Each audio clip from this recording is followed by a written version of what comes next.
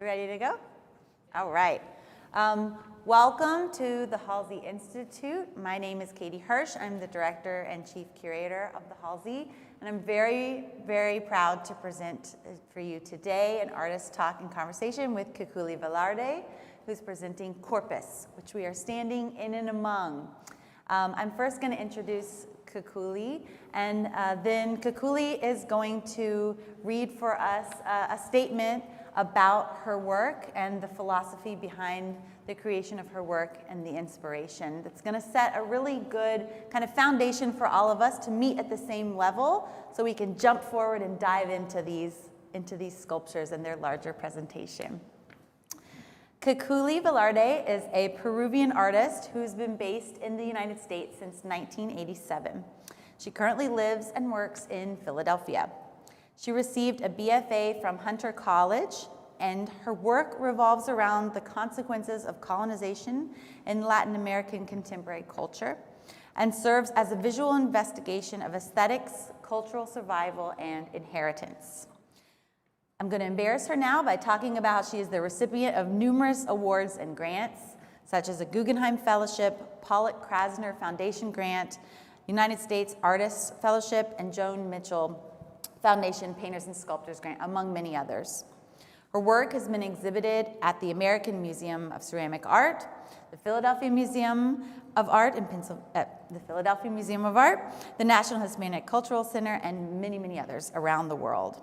Her work can be found in the collection of numerous institutions, including the Pennsylvania Academy of Fine Arts Museum, the Museum of Fine Arts Houston, and the Art Institute of Chicago.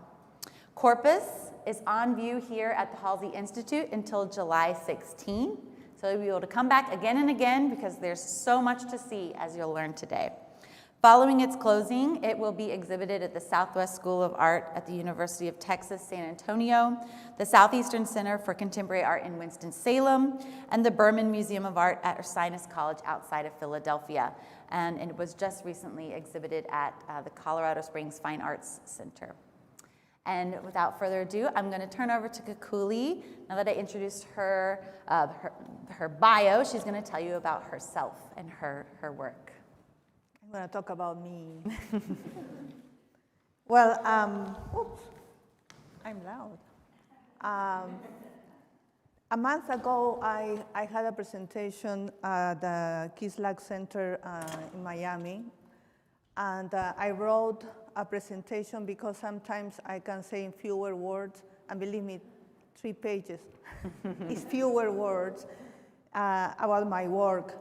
And so I printed it and I brought it here. So my pronunciation is not that great, so I apologize in advance.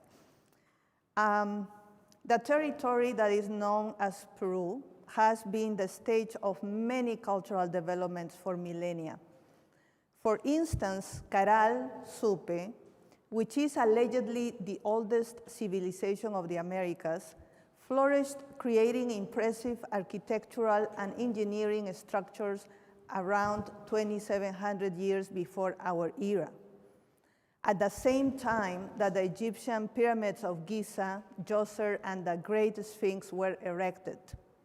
When silk was discovered in China and the Indus Valley civilization, the most ancient on the Indian subcontinent, was thriving in what is today Pakistan. A time when in Mesopotamia, the first fortified city was constructed in Uruk, and men, held by tools made of antlers, built Stonehenge in Great Britain. The territory that is known as Peru has been indeed the stage of many cultural developments for millennia. Civilizations such as Chavin, Paracas, Chincha, Vicus, Moche, Nazca, Tiwanaku, Wari, Chimú, Lambayeque, Cupisnique, Ica, Chancay, Inca, among others, sprang within and beyond the territory and created culture. They built housing developments with aqueducts to distribute water within, as well as irrigation channels for farming, and engineered earthquake-resistant constructions. They practiced brain surgery as early as 2000 before Christ, with apparently successful results. They began the process of domestication of the potato plant around 7,000 years ago, following centuries of selective breeding, producing up to today over 1,000 different types of such plant.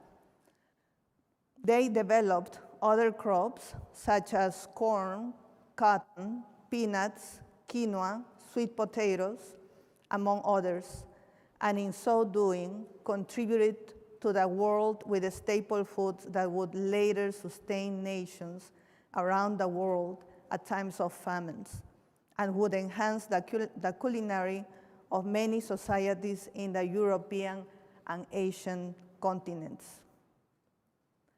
From the Nazca lines that can only be observed from above in the south coast to Machu Picchu, from the skilled craftsmanship of the Paracas textiles to the stone reliefs of Chavín de Huántar, from the portrait vessels of the Moche to the painterly pots of the Paracas, my ancestors were inventing their world made entirely in their image and their own likeness. Christopher Columbus arrived to the Americas in 1492 and changed forever the course of that history. The moment he stepped on the island of Guanahani in the Bahamas and planted the flag of his sponsors, King Ferdinand and Queen Isabella of Spain, cultural development in the continent began to stall. In 1532, the Inca Empire was still solidifying its power over an extended territory beyond the borders of actual Peru. A quarrel about inheritance of the throne between Huáscar and Atahualpa brothers, sons of the Inca Huayna Cápac, provoked a division in the territory at the exact time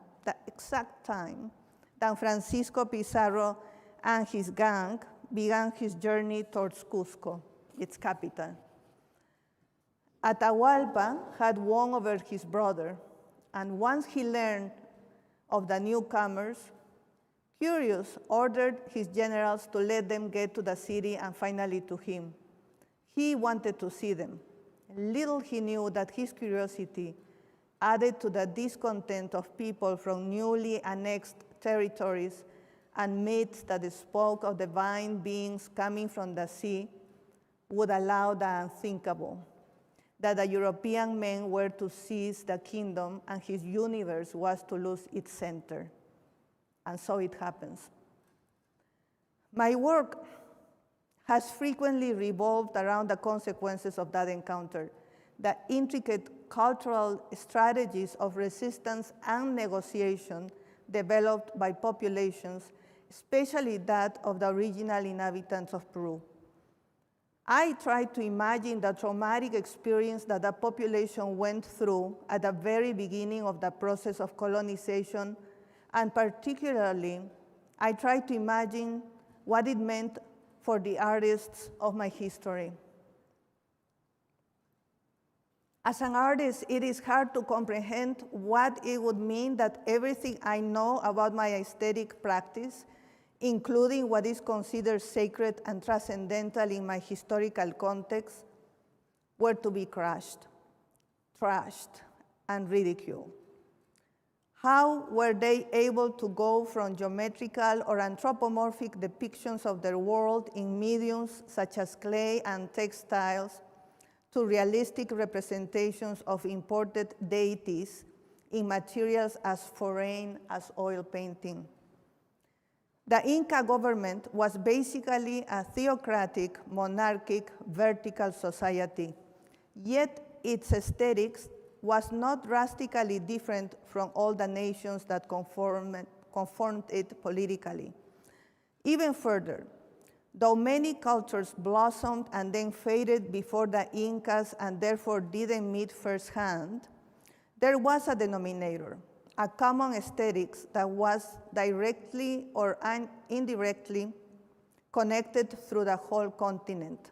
On the other hand, Europe was an altogether different reality.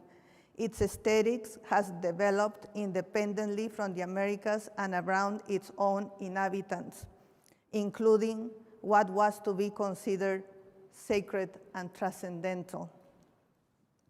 The clash was overwhelming in all fields, and the consequences are still part of our daily life. We have inherited from colonial times centuries of vicious interactions because of alleged racial differences. The result is economic and social divisions among the population, as if it were a society of castes. Maybe it is. At the end, a population carrying the burden of colonization, we hover between corruption or alienation in a continuous effort to remain afloat and survive a convoluted environment, which extols our history while purifies it from our existence. Peru is a country where Western European aesthetics is the prevalent aesthetics, is the bar with which to measure, compare, and define what is art and what is beautiful and sublime in objects as well as in people. We became ugly right at contact, and our art expressions found themselves discontinued or its production modified as crafts or later on airport souvenirs. We are not anymore the center of our universe. This state of things and the seemingly eternal status quo of Peruvian society have prompted me to search for a correspondence between my physical aesthetics, the original sense of aesthetics of the American lands, and my creative work. I don't pretend to free myself from Western influence, for it would be an impossible task. I just hope to insert myself in an artistic dialogue started long ago by people who looked and still look like me, while representing my contemporary self closely, a product of colonization, an urban middle-class Peruvian with indigenous roots, who explores and questions contemporary issues such as racism, inferiority complex, social injustice, and ethnic and cultural marginalization. I base my work in pre-Columbian ceramic creations, not as an act of plunder or appropriation, but of recognition and reconnection. And I wish to stand proud as an art maker, not to be a prop, a reference, a source, an ethnic curiosity, or a token. I embrace an aesthetic that represents a population that suffered colonization, endures coloniality, and is not reflected in the quote-unquote universality of European, Euro-American understanding of beauty. In so doing, I portray our cultural dichotomy, Western culture and non-Western heritage that exist as nemesis on our skins. My artwork is therefore a denunciation of our reality. It is a historical document that speaks of what we were and what we have become. That's it. Thanks.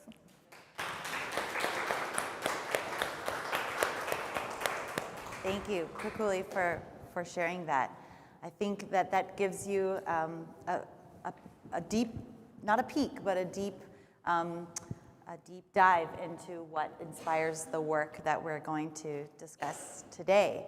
So if you want to join us, I think we'll start up here at the front and talk about Corpus and its creation out of some of these ideas and concepts that Kukuli named in her paper.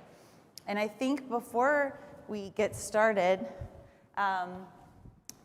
we could talk about, you probably know, you've read the text, or you read about it online, or you read an essay, that this body of work is inspired by as Kukuli said, millennia of history, but also by a specific event that takes place in Cusco Peru, which is Corpus Christi. And I think it might be good for everybody too to just level out and first kind of explain all at once, what is Corpus Christi, and it has meant something very specific to you, and in particular your mother, who's very important to this body of work, and to a lot of your work, to your life. But if you could give for us a brief explanation of Corpus Christi and your personal history, your personal relationship with it that propelled you into creating this series. Okay. I am from Cusco. My family is from Cusco, and Corpus Christi is a festivity that my parents have witnessed from their childhood throughout. And the festivity in itself came to be in 1572 under the Viceroy Toledo, who was hoping to finally exterminate beliefs that were others than the ones that they were bringing. And the first procession seemed to be a strategical step towards that purpose. Saints and virgins were brought from different capitals of South America, and they were shown in the main square. And when colonization begins, what the colonizing society or the colonizing system tries is to completely erase your will to be yourself. You have to be taken off your own center. And what is better than killing your entities? Or I don't call them gods, or I don't use the word god or goddesses, because that is a very Western definition. We understand in terms of our own perspective what that means. And I rather use a word that is a little bit more neutral. So I rather talk about entities. I don't know who they are because my relationship to them was cut off hundreds of years before. I'm just trying to acknowledge their existence. And so thinking about that, those 15 figures that began walking around the main square in Cusco in a triumphal show of power, I came to talk to my mom about it, and she told me, some of them are not what they seem to be, but something more. And the idea that people were carrying for centuries the Catholic icon, but besides that, their ancestral entity, it seemed to me so amazing that kind of negotiation with Catholic religion, the beliefs are, the non-Western beliefs are very inclusive. And it seems that many of the saints were taken as part, as one of them. They were included. And so some of them may not even be a situation of syncretism. It's just that they became one, a new entity for them. So thinking about that double persona is that I began working in this series, but instead of having the Catholic saints and virgins as they are, I wanted to imagine and bring through those entities that I don't know who they are, and I'm not pretending to know. And I invested them with certain elements of different cultures prior to Inca that maybe, that probably didn't have even some of them any relationship with the Incas, but that all of them talked to me about my visual heritage that you put so beautifully, my visual culture. Visual culture. Mm-hmm. So that is what they are these entities that are living in the skin of these Baroque, my goodness, Baroque statues in Cusco and that are still here. And no matter what we do, they will always be here. When Kukuli and I first started talking, it was many years ago now, we joke that we can measure our relationship in children as we move forward. And we were talking about this work in particular and her wishes for this series and how she had always imagined presenting it, because this is the first time that Corpus has that all 15 have been exhibited together, that have been in the same room. Some of them have gone to Taiwan, some of them were in the Philadelphia Museum of Fine Arts, some of them were in the National Hispanic Cultural Center, but they've never all 15 been together. And Kukuli created this work over a decade now, we realize. The last one, La Linda there looking out the window, being created in 2021. And we talked about your vision for what would they ever do if they were all found themselves in the same room, and that you had a very specific vision for how you wanted them to move and the context in which they were going to be presented. And I think as you guys can see as you walked through, we've actually literally muted some of the elements of the sound of the video and the sounds of the light installations at the back. But I'd love to talk about, we sat in your kitchen and kind of sketched out what you were envisioning with the lights, which you had done at a previous, with a previous body of work, and that you had this video, and yes. I just love, you've said how you had a lot of time to think about how yes. Corpus would walk, so. The video that you hear, I went to Cusco and I got permissions and everything to stand up in a scaffold with a cameraman and everybody who was my crew. And I wanted us to be able to see them just passing by. I was not interested in showing how beautiful they may be.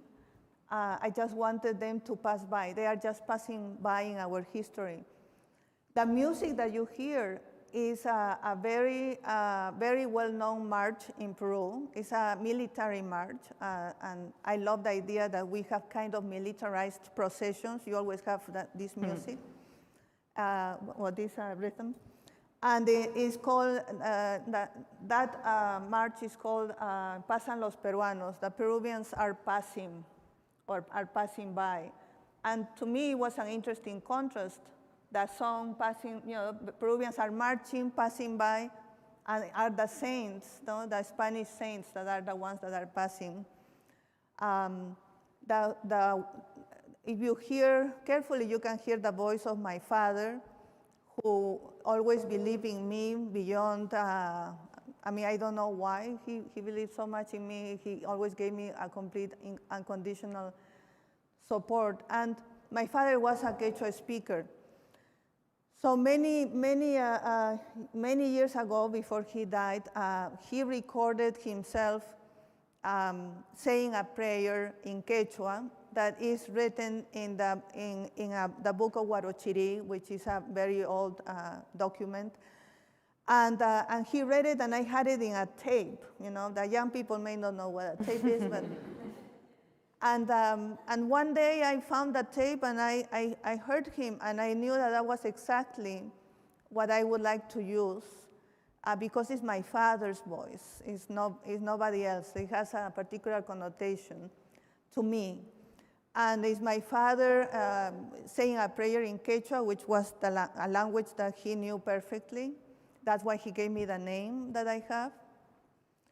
And you can hear the people screaming, and like it is a spectacle, which is reinforced by the paparazzi flashes that, in a way, tourists become paparazzis. They harass culture, and we all have been tourists, myself included, But every time that I see that, one of these actresses or actors are being harassed by 200 cameras and they cannot go to the bathroom without anybody, I think also in all these places in Cusco and in many others, in which you have always people taking selfies and taking photographs of themselves and taking photographs of everything and without thinking what it means or why it's there, without knowing. And I thought that to me, it would be perfect to have these paparazzis just taking photos of these beings that are coming through, which at the end don't care about it. And so that is the reason for the video. The red tables, in the procession, the floats are very heavy. So every few steps, the carriers have to rest. And children who will be carriers in the next, when they are old enough, are the ones in charge of bringing the tables. So they put the table and the figure rests and is there for like 10, 15 minutes. They take all day in passing 15. It's like, and that is why they are on the tables. They spent a night at a cathedral. And in the cathedral, they are next to each other on these tables. And they say that during the night, when they are left alone, they party. And the Virgen de Belén, which is the very first virgin all the way at the back, in the back, is the one that gives chicha to everybody and is controlling the party. So people are always humanizing or changing, modifying the elements without taking the sacrality of it. One of them, Santa Barbara, is still going through the procession and goes to the cathedral, but she is not a saint anymore. And when the el arzobispo, how do you say arzobispo? Oh, Archbishop? Thank you. Told people that she was not gonna go outside, she was not a saint anymore. They said no. No, she's still going, and people always put potatoes on her float, so she must be somebody else. Now, I don't know who they are, because I don't think that it's a matter of now knowing having all the answers, but it's important to acknowledge. And all I want to do is acknowledge their presence with respect. They all have, so we're talking about Santa Barbara being kicked out of beatification and Virgin de Belén passing out the chicha, and each of the saints have personalities, and so too do each of your sculptures, derived kind of both from the identity of the saint and from the entity that is there within, and here now showing us they've always been there. Your personality too, that of your family, because faces and eyes of members of your family are represented in this work. But so many people since the exhibition is open have commented to me in particular about the eyes, and we've talked about San Pedro watching everybody when he comes in. But that there's a very specific, you had a very specific vision for how everybody was going to be ordered, the orders in which they passed. The virgins are the ones really being harassed, and La Linda's doing something specific, and San Jose is doing something specific for a reason. So I wonder if you could just tell us a little bit about what they're up to. Why are they, and they're coming, Kukuli and I laughed because they're coming perfectly, the angle of the video, they're coming perfectly from the cathedral door, processing towards us. And I wonder if you could talk to us about their movement and what they're all doing and why they're positioned in the way they are on the tables. Yeah, well, they are coming from La Compañía. Oh, yes, sorry. Excuse me. No, you should always correct me. No, and because the cathedral has several steps, and that's the Compañía, which is Jesuits, and the Jesuits order. Well, they are going the procession, and they are not in the same order that they are in the Corpus Christi of Cusco, because I wanted, for example, to be San Pedro who greets you when you enter, and he has the keys of heaven. So he's there to say, Hi. Talking about that piece, that piece is, and I hope he doesn't mind, but it's the only one of all of them that I always felt like it was looking at me. And when I was alone in the house, I didn't want to pass by him because I respect you. And that piece that is black is a Kupisnike, is based on a Kupisnike piece. Kupisnike blackened all their work with reduction firing. And this is my daughter's face when she was 4, perhaps, I don't remember very well. And since it's portraying Saint Anne and the Virgin Mary, and Saint Anne was a very old mother, I thought that it was proper for my daughter and myself to be this figure because I had my daughter at 48, and I was definitely an old mother. So in a way, in all my work, I always have my family. My sister is La Virgen de los Remedios, which is the second one after my mother. I have my mother in the first one, in the last one, and in that one. And the last one is a tribute to her youth. She remembers her youth a lot. And I gathered all the photographs that I had when she was young and tried to do her, to make her. And the little angels that you see there are my sister and I. And I am the smaller one. I'm the youngest. And my sister always gets, last time she was like, you always say that I'm older than you. Who cares at this moment? Nobody, but it's just that I'm used to it. I always say my older sister, and she's older. So I'm the smaller one. And we are accompanying my mother in these last years of her life and in her memory. So, you know, if you ask me about some pieces, I think it would be easier. Yes?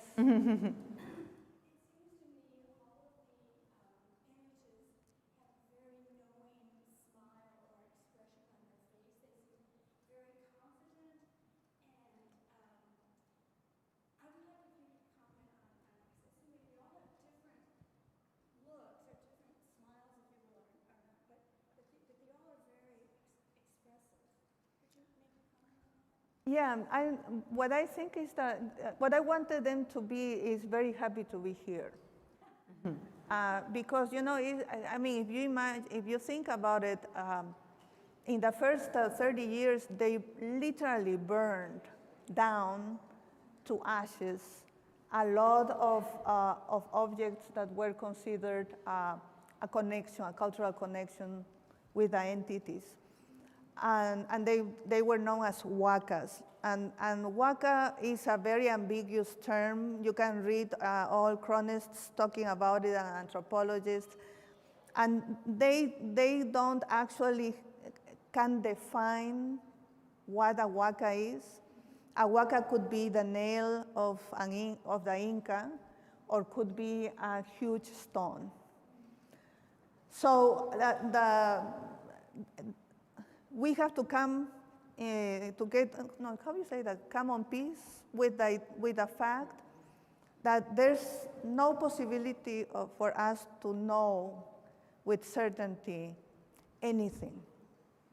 And particularly when you are talking about another culture. And I always give the example of a painting, and some of you were when I said this, but of a painting I exist in the cloister of La Merced in Cusco, where you have the Virgin breastfeeding a grown man who was the founder of the order of La Merced. So the painting, which is from the 1700s, is the Virgin feeding this man and with her child on the other. So I went and I made the painting again, but instead of the guy, you know, the founder, I put my husband. myself as the Virgin and my daughter, which was 6 months at that time, on my arm. And my husband's sister was very upset. She didn't like to see her brother in that situation. and I explained to her that this was not actually a composition I created. This was a composition that was accepted within the church. You know, at a Catholic building for purposes of indoctrination, because in the first 100 years or so, it was a matter of visual indoctrination. People didn't read even 400 after. So we cannot understand, and I'm Catholic, it's hard to understand how they thought that was the thing to do. And this moment, if I go to any Catholic church and I take a painting in which the Virgin is breastfeeding, I don't know, Donald Trump, it would be taken as an action against the church. It would be an insult. It would be offensive in many ways. So with that, I'm trying to explain that even within the same culture, just for centuries of difference of time, we cannot really know how people thought. Much less a culture that has nothing to do with how Western culture is. So that's what I'm always talking. I can acknowledge, but I cannot tell you this is the potatoes in the morning. I'm not going to create a tale, that you probably would never know if it's true or not. Like many guides doing a touristic site, they tell you this and the other, and you're like, wow. And then another one says completely something different. No. But they are happy to be here. Yeah. Yes. You're welcome. Well, I have so many more questions, but maybe we should open it up to other questions. Mm-hmm. And I'll take a moment to repeat them just for the people watching online as well. I was wondering if you could just speak to the use of the masks. Which one? Maybe this is a good example. So, speaking to the use of the masks that the figures hold in front of them. This or the puppet use. San Jose. That's a good one. Yeah, well, this one,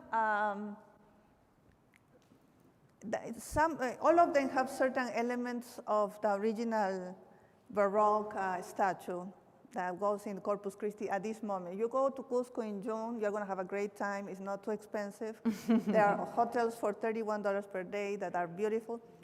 And you're going to see all these saints and virgins passing by. And there are certain elements that I have kept. Like, for example, Santiago, his float has this rectangular shape. I haven't copied it. I'm not doing an exact reproduction of it. And this is the face that well, it's not exactly the face, but it's similar to the face that the actual saint has. So that one has that, and the Saint Joseph is actually a requai piece. Are two pieces together that are playing the child and the father, and they have the puppets, and their puppets are the actual Saint Joseph and baby Jesus, that you would see only those, but you wouldn't see the ones that are behind them. It's all imagined. Does that answer your question? I don't know if I have any other mask. Yes? I know it's a hard question, but how long would it take you to do one of these pieces? What's the average amount of time from when you start to when it's finished? And how do you fire these? Let me repeat. So the question's about creating an individual work, how long it would take to create it, and the process behind firing it. Yeah, it takes months. It takes, just to make the piece may take a month or 2 months, and then to paint it and then to fire it and to hope that it comes through the firing. And I only fire once because I cannot put myself into the anguish. And then painting takes another time. So they take a long, long time. Now, it took me 10 years to make them also because at the time that I began the first one, I had my child. So, you know, children take time. No regrets, though. I'd love to jump in and pick up on a thread that you talked about in your statement at the beginning, and is a thread that runs through all your work, which is this kind of, you say, like the reclamation of the aesthetics of your history. And I'd love to just expand a little bit more on that. I think that's just so important to your practice. And thinking too about the use of bringing in the banners and the ways in which you have integrated multiple cultures in the banners and in the work too, but just how that's so essential to your practice. Well, I come from and I know the word nationalistic has a very bad connotation, but I come from a very nationalistic family.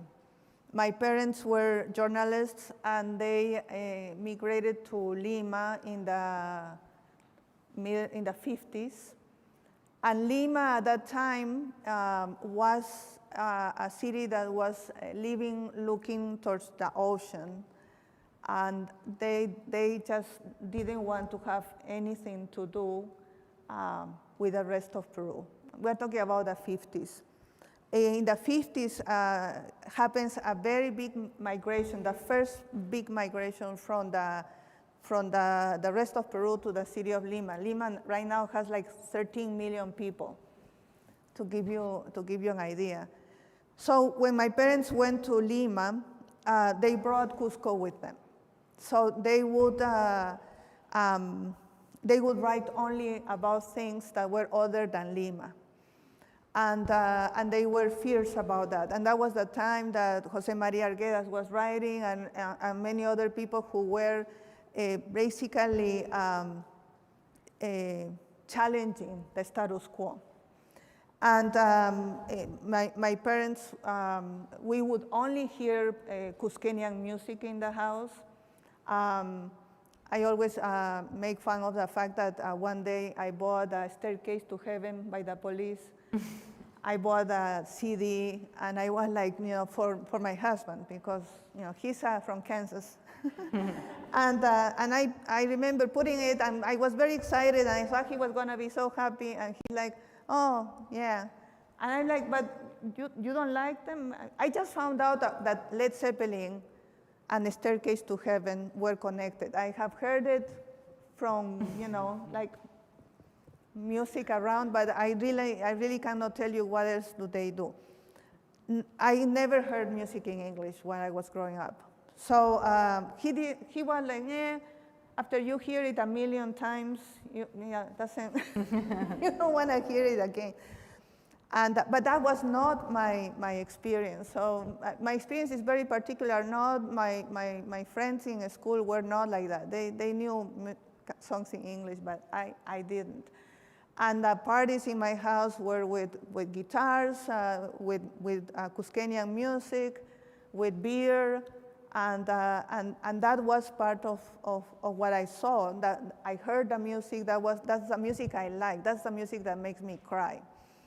And it's not only the music, but since my mother particularly was a journalist specialized in anthropology, she would take me everywhere in Peru, and definitely to the museums very frequently. And what you have in the museums firsthand is pre-Columbian ceramics, is pre-Columbian textiles. That is visually what fed my aesthetics at the beginning. I think that you are the product of what you see when you are a child. I truly believe that, and I think that marked me, to the point that when I went to New York to do my bachelor's degree, And I began a series that I titled We the Colonized Ones by chance, because 1992 was going to be celebrated. I couldn't think of anything that I could relate. Definitely, contemporary art has never spoken to me, and I think that is, I know many Quechua songs, and but I don't speak the language. My father did, but he's not here. And men don't teach the language, it's the woman, I have to say. It's not a chauvinistic thing to say. I'd love to, well, actually, should I? I'm hogging the questions. If any, you can jump in if you'd like.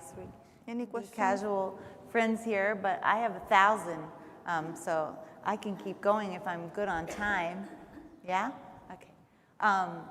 I'd love to touch on, so we've talked about the presentation and your vision for presenting Corpus, and when we haven't talked about the banners, which you think of very specifically as kind of a prop that aid in the presence of Corpus.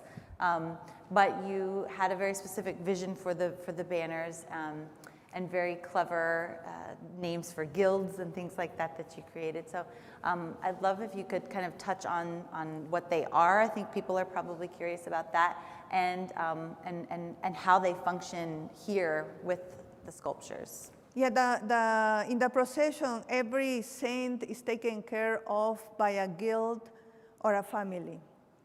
And those people are in charge of dressing them, literally buying new clothing, having embroidered clothing for them, and they are in charge of the parties, and paying to the carriers and keeping them fed and all that stuff. So they have a banner that goes in front of the saint saying who is the one who is taking care of it.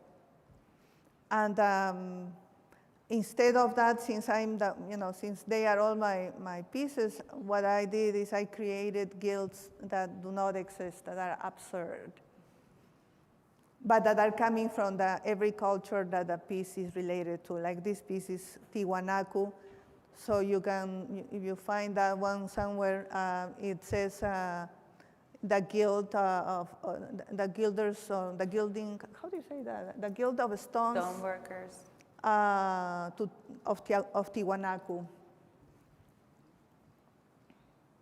And I love too, because then it's a great way, as you're viewing the exhibition, that we've got the labels up front, the name of each piece and the culture that Kukuli is inspired by and using for reference, and you can also look at the banner too to see which individual or which specific culture inspired each piece.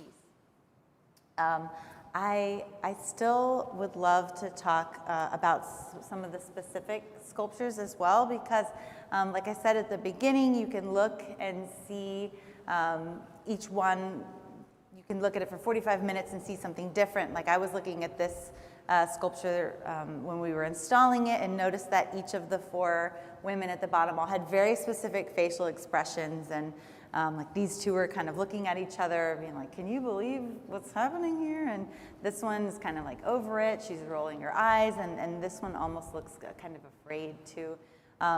There's so much at play in each sculpture, and maybe this is a good one to use as an example. So what was the thought process behind, you had very specific vessels that inspired each piece, and so what was the process behind pairing which saint went with which culture, which saint went with which piece? Well, I look for anthropomorphic pieces, that's the first thing, and that I want them all to have life-size heads, so that is my main concern. Believe it or not, the actual Saint Sebastian with all his arrows goes on a float that has these 4 women. I didn't make them up. They are there, and they are called the Indiatides. And they are called the Indiatides from the word, and I don't know how it's in English, but in Spanish, cariátides.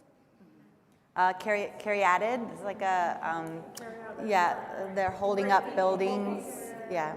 Yeah, but Yeah, they help, they And literally. and the you don't know in English how it is? We say caryatid, like, But the funny thing is that the actual cariátides are not like this. They are supporting structure. Yeah. So we have no idea why they thought of cariátides and then put Indiatides. They look more like the ships, the front of a ship. Not like a cariátide. But that's, that's their name. That's how they are known.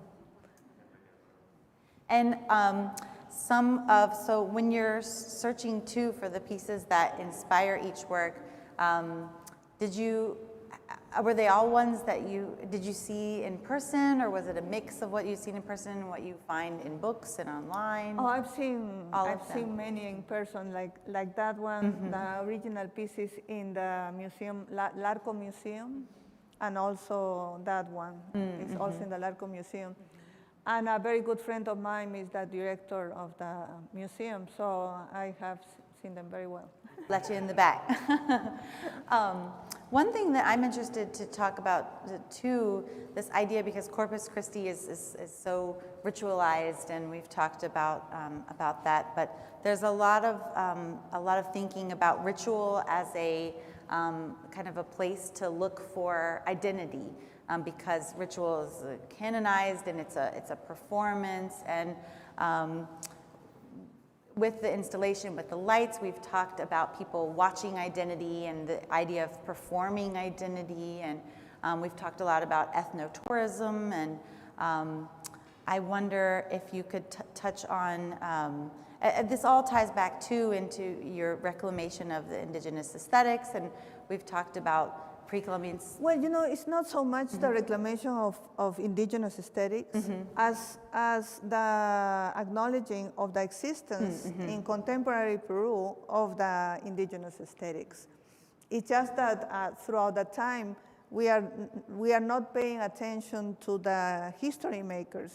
We're paying attention to what is imitating something else that is supposed to be the art world, for example. So there is a lot of what is wrongly known as popular art. I think it's just art, but for a matter of definition, we can use it. That is coming, it's going through. And one of the things that I find, for example, that I'm beginning to use in my work is fluorescent paint. And the reason for which you see pre-Columbian work and pre-Columbian ceramics and textiles of the colors they are is because those were the colors available. I'm sure that if they have seen fluorescent colors, they would have applied to them. So I don't like the idea of narrowing the possibilities just because it happens that at that time they didn't have certain colors. I just try to find, and maybe maybe it's not real, but I like the idea of finding those elements in common that are coming through, that are existing, and we all know all these ceramics. It's part of our visual heritage. It's not something exotic for us. It's just part of life, and believe it or not, I can recognize when a pre-Columbian ceramic is not from the Peruvian territory, even though Peru and Ecuador and Bolivia were not borders that existed at that time. But we have seen a lot of, of what is what exists within Peru, that you can actually tell this is not Peruvian. just because of the amount of work that you have seen since growing up. Well, my last question, oh, Nella. Yes, 23 carats. The real stuff. Well, I know we're running up on our time, and I wanted to ask one more question, which is, you have exhibited your work in Peru before, not Corpus, although one came from Peru. Plunder Me, baby. Yes. So I'd love for you to talk about, to close, how your work is received in Peru, and how this work in particular. Well, you know, I was a prodigious child. So I had exhibitions in Peru since I was 10, solo shows from 10 to 21. And then I left the country. And because I wanted to know what art was, and I didn't feel like what I was doing had any relationship with that. And now I forgot your question. Oh, how your work is received in Oh, okay, Peru. okay. So a lot of people of my age or older know me. You know, when I had an exhibition of Plunder Me, Baby and the Painted Cadavers in Lima in 2012, I had a lot of people coming to the show because they were remembering the little girl who painted little animals, and you know, I was on TV, and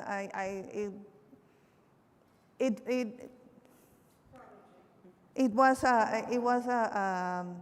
to me it was normal, and as so much that when I was in New York and I got my first gallery in New York, I was at school, and it didn't seem weird to me, you know, and now in retrospective I'm like, you know, I was so lucky to get a gallery when I was still in college, but I had that. So when I presented my work, a lot of people came to find me, but I was not there anymore, what they were expecting. And I had people who came literally crying because Plunder Me, Baby was talking about something that many Peruvians don't want to talk, which is the racism that exists.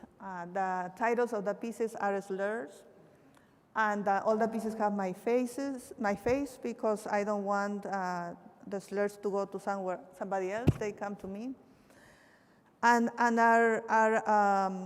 so there were people coming and saying, you know, I haven't seen anybody talking about this and whatever. Older people, my age, no, older than me, would come. Older people to tell me that, and I had groups of people coming every day, and I love being in my exhibitions.